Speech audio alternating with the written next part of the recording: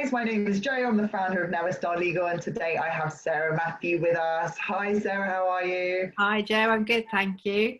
Hey, thanks for joining us. Sarah is the founder of the Vibrant Company, and she is here to talk about business and her SME story today. Sarah, why don't you tell us a little bit about your background? I believe you started in science and how you ended up in business. I did. I actually started in marketing. That's what I knew I wanted to do. And my first ever job was a commercial trainee with Johnson & Johnson. And my first placement was consumer marketing, which I loved. I thought I'd arrived. But my next placement was in hospital products marketing. And much to my amazement, having thought that I was going to hate it, I loved it. And then that kicked off a corporate career that navigated through healthcare and pharmaceuticals. I worked for 4 pharmaceutical companies and ending up in Glaxo before it was GlaxoSmithKline. And found myself in a pretty senior job, almost my dream job, everything that I'd hoped for, and realizing that I wasn't loving being in big corporate. And in my heart, I'd always known that one day I wanted to run my own show.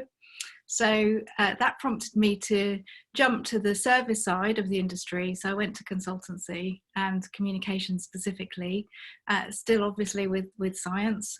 So looking at how do you communicate about new medicines, new clinical trials, new treatment strategies, not just for patients, but for healthcare professionals, for the public, everywhere around the world. And I was part of the leadership team that scaled that agency and sold it. So that was earnout number 1. Then I did a startup for them and ended up running 2 agencies, a comms agency and an advertising agency. And then I had my eldest son, and that was time to, I guess, do things on my terms. So together with my business partner, who was my biggest rival, she was my number 1 competitor, who ran a rival agency to mine, kind of went, why are we doing this for someone else? Why don't we do this together? So we set up our company, Virgo Health, and it scaled beyond our wildest dreams, I think it's pretty fair to say. And as a result, we ended up with a global offering. And to go forwards, we were looking for a strategic partner with a global footprint. And that ended up with us selling the business. I actually sold it back in 2012, did earnout number 2. And I stayed with that business for another 18 months beyond earnout to help the integration. And then it was really time to think about doing something differently. And I started the Vibrant Company 2 years ago. And it's really a mix of strategic consulting, advising, mentoring, coaching, using all of my experience around why we do what we do. So the science of communication, and also all my own experience in advising corporates that whole time and in building my own business.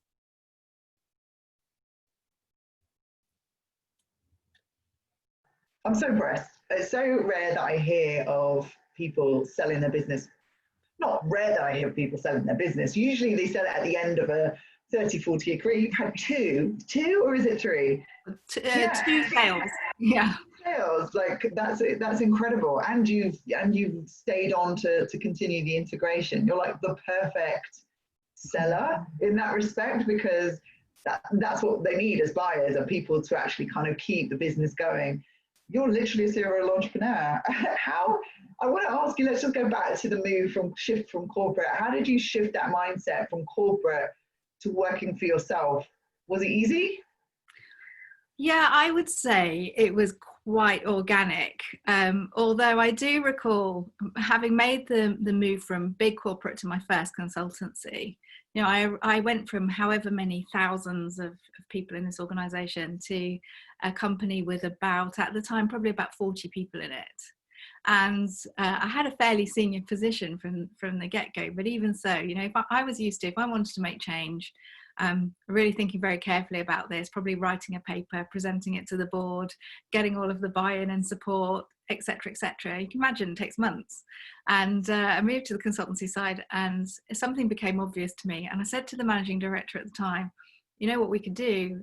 I think if we did X, Y, and Z, it would really, really benefit us. And he just looked at me and went, sure. So I said, okay, so what do I need to do? Do I need to write a paper, strategy document, present it to you, present it to you? He went, no, just do it.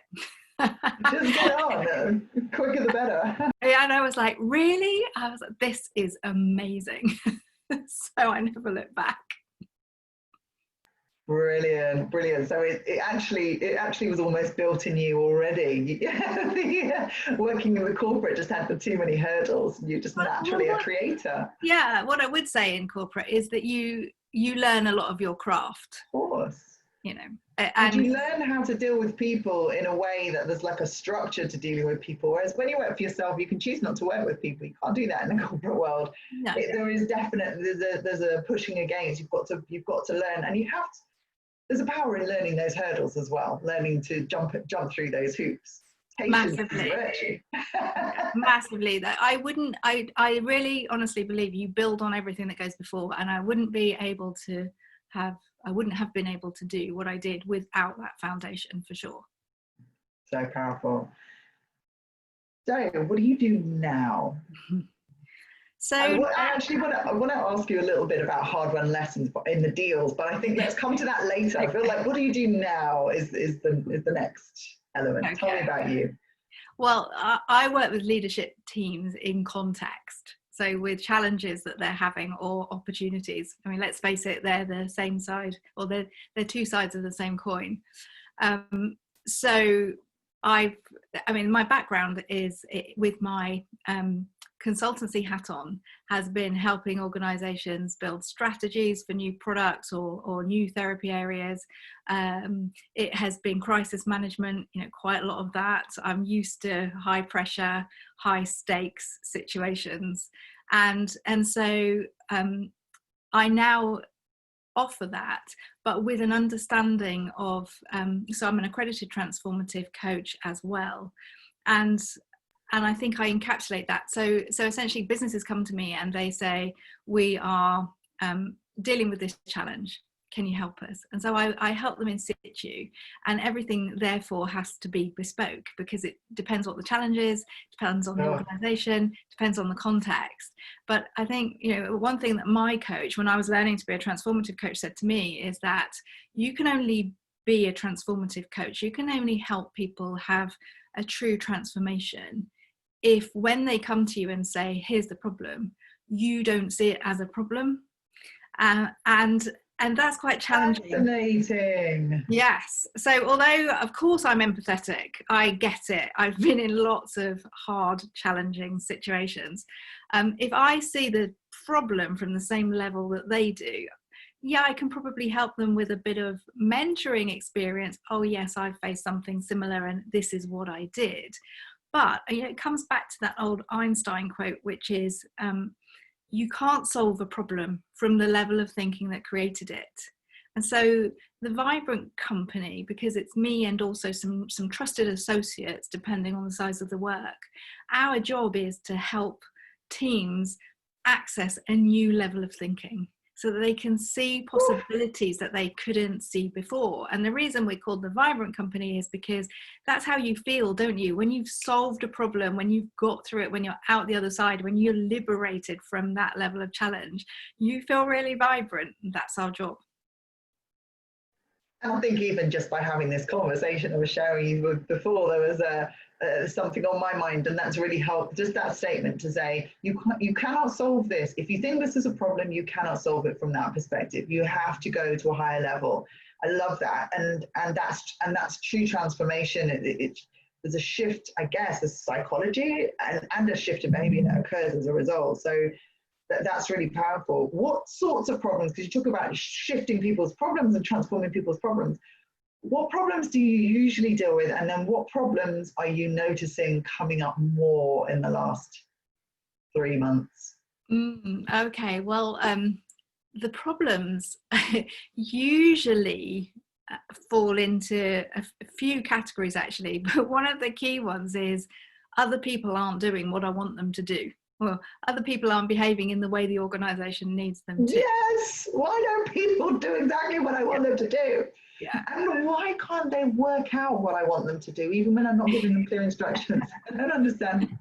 Yeah, I mean that's so. So the last year or so, even before lockdown, it's really difficult to say. Look, there's a typical challenge, but essentially they usually boil down to that. So I've handled everything from a huge international logistics business that was looking for. Well, the original brief was we need better leadership skills. That's where we started. But again, well, what for? Why? What's the background to that? For what purpose? And then help to reframe the requirement with a better question that was a new level of insight, and then answered that. I've had a company come to me and say, we've got this amazing service, it's really unique, it's truly needed in the marketplace, but our team don't seem to be able to get traction with customers about it. What's going on? And that was really interesting because they had a senior team who were experienced, but they had thinking about why they couldn't do this. So it wasn't that they couldn't, they were just obscured by unhelpful beliefs that were in their way. And what we would typically do from a training and development perspective is say, oh, okay, so we need to upskill them in terms of their selling skills, or we need to make them more confident. And the way that I work and my associates is that we've got a much quicker way of doing it. Like, instead of trying to convince your rational mind that you are confident when you think you're not, we just remove the erroneous thinking. So it's much quicker and it's far more transformative.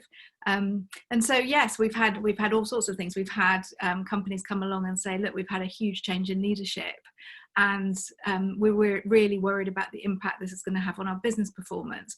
How do we navigate that? How do we deal with that?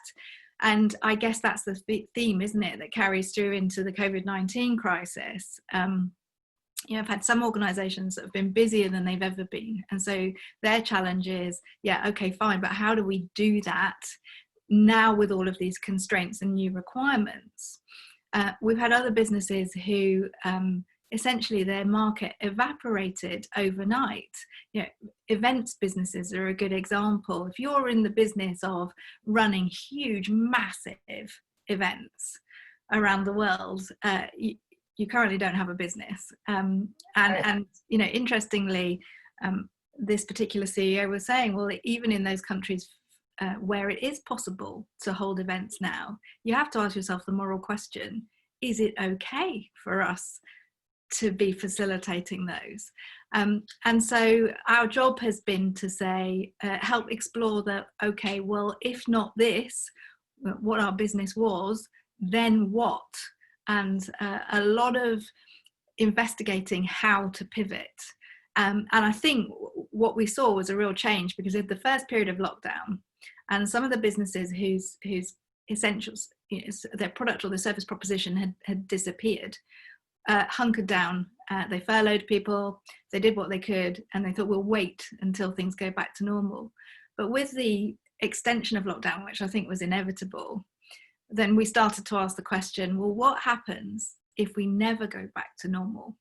What will you do if we don't ever have a return to normal?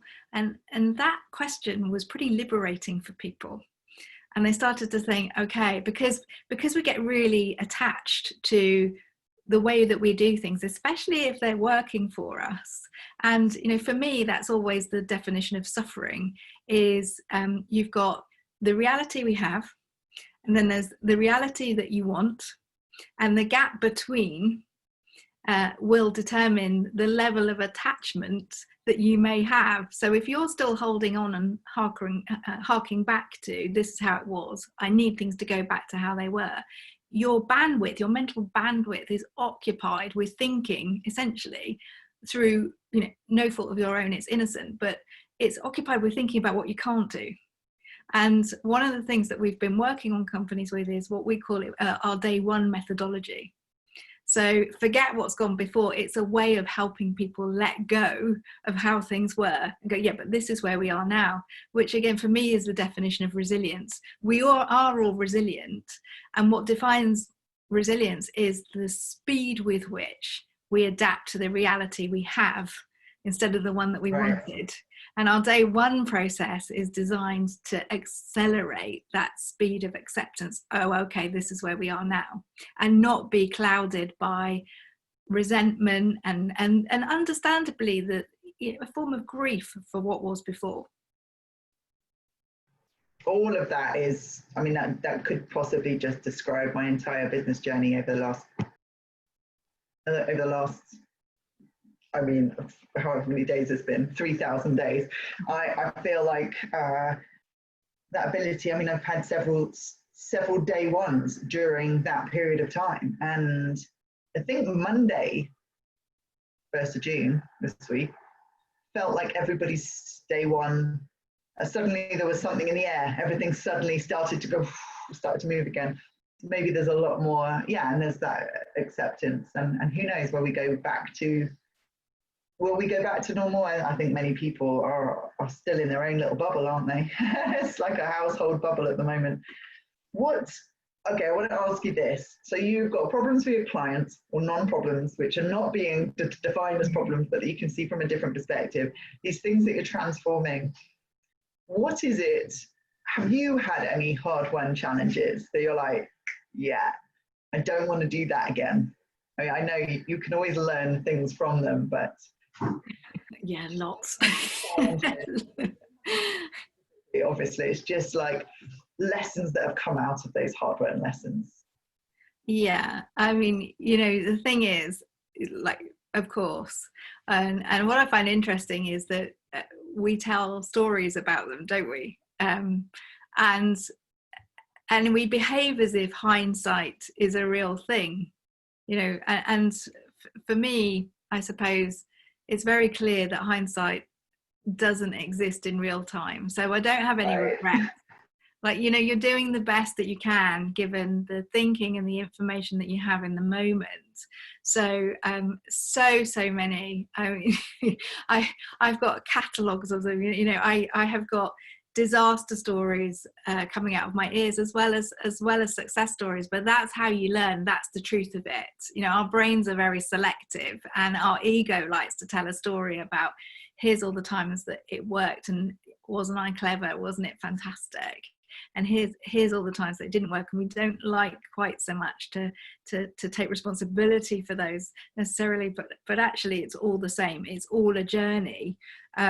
I think the thing that I have realized, though, post leaving my last business and really discovering a form of transformative help coaching that I hadn't even been aware of before. If you think about the fact that some of my work involved, or our work, I should say, my last business involved massive behavioral change programs. So how do you get people with life-limiting conditions to take their medication? Because you might think that if you've got a life-limiting condition, you will be motivated to take your medication, but that's actually not what happens a lot of the time. Or how do you motivate people, for instance, with type 2 diabetes to adopt more healthy lifestyles? And we would work with psychologists, you know, leading edge behavioral economists, to look at, why do people do what they do? What makes us tick? How do you get programs up and running that really do achieve large scale change? And some of it worked some of the time, and it wasn't until I left and was looking for the opportunity to do something a bit different that I went and had some transition coaching in a form of coaching that I really had never come across before, and kind of found the missing link for me. And I was like, oh, that's why it didn't work all of the time for all of the people. And it really relates to some of the biggest challenges I faced in my business, because we were a service business. And so the challenges in my business were always related to people, you know, always. They were client-related challenges, they were team-related challenges. And what it looked to me as if, and I think everyone else, is that kind of there's an objective reality out there. And it's a case of who can see it best or most clearly, who's got the right idea about the objective reality. Whereas the observable objective reality out there is much smaller than any of us think. And we're all seeing it through our own lens. And although we know that, we don't actually behave in that way in the main. So if you think that when you're looking at a situation, To use a metaphor, we all think that we're all in the cinema looking at the same film being portrayed on the screen. And what I came to realize is no, that's not what's happening. We're all experiencing reality through virtual reality goggles. We're all seeing our own version. Right. And to see that my version will be different from your version, and it's not right or wrong. They're designed to be unique and different. And if I can suspend my thoughts about my narrative, my internal script that's going with my virtual reality movie, to get curious about, oh, okay, how come you see things that way? But also to realize that we are not the narrator. You know, lots of people think they are their thoughts. And that script that's going through their head, I should be going this way on camera, going the other way, that script that's going through their head, that's not actually telling them how life is or what's going on for them. It's actually the result of a pattern making machine. It's a result of what our brain is finding in our memory banks and presenting in front of us. And understanding that helps me to be really objective, compassionate, but non-judgmental when I'm dealing with people's situations. And I realize now that if I had some of the biggest challenges I faced, if I had been able to be more independent than I thought I was being, more objective, and know now what I know then, yes, things would have been very different. Yeah, wow. And psychology, it's so funny. Every now and then I kind of watch a YouTube video around Tony Robbins is like one of my favorites. I watch a personal growth, and they're like, your reality is not the same. And I'm like, this is really profound. Then I go into the world and I'm like, and you work in the world as if that's not the case. You know, yeah. I was sharing with you earlier a challenge that I was experiencing in the real world, and these things happen on a regular basis, like with your clients, these issues come up, and being able to just say, hey, this isn't the way I'm seeing this, is it may be a problem, but I don't need to come at it from that perspective, or to be able to recognize that my view of the world is not the same as other people. That's a remarkably powerful way of seeing the world. Are there any other beliefs as a kind of quick ending to where we are at? I want to, or actually before, let me rewind. What is it that clients how can clients work with you to bring all of this juicy stuff that you're talking about, the psychology and the behavioral, the transformation? How can they work with you to bring that into their business? Well, what tends to happen, the best way is to get in touch with us and book a slot, which is free of charge, no obligation, to sound out, give us a little bit of information. So this is the challenge that we're looking at. Obviously that's confidential, and then we'd give some idea as to how we would approach that. And as I say, it's bespoke. I mean, so what tends to happen is we tend to have some longer sessions where we'll do some diagnostic. We'll come up with a hypothesis about what we think is going on, and we'll test it, which sounds very boring, but it might be as simple as a few conversations and coming from a really objective, neutral point of view.